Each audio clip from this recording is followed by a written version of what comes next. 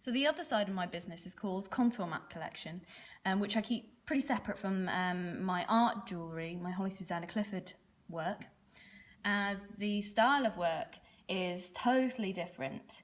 The only little link between the two potentially is the idea of layering. There's lots of layers hand cut in here, and then you've got the layers in the resin in these pieces, but that's kind of the only tie between them.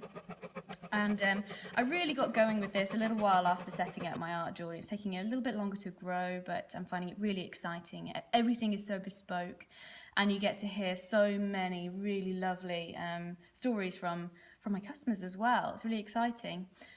So it's all based on maps, and by using the contour lines which show the elevation of the land, I hand cut these using a jeweller's piercing saw, like this little beastie here.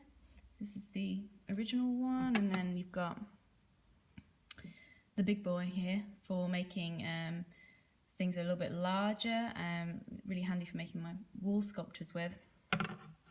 So it's cut mainly into, well, usually into silver or copper if it's, a large scale wall piece. And the collection really focuses on our ties to physical places.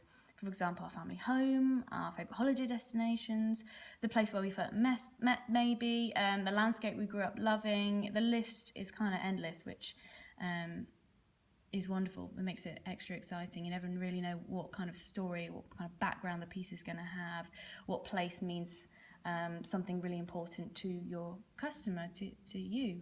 I've made all sorts of different places for different reasons, and I love hearing about every single one. The reason this sort of came about really is just my love of maps. It's kind of sparked by a real desire to explore the landscape around where I grew up.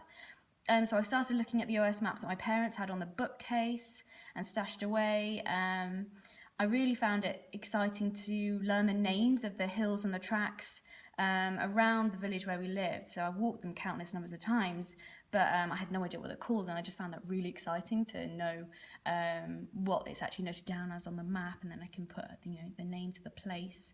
And it just needs a little bit more to me. Discovering landforms that I never knew were there by looking at the map, and then finding my way to them and seeing how it sort of was in real life in comparison to those contour lines, those wiggly lines on the map. And also, the more you look at maps, especially the gorgeous old sort of antique maps, which you find in so many different charity shops even, but antique shops too. There are boxes of these old maps that are outdated but absolutely gorgeous to look at. And the more you look, the more you see, and I just love that.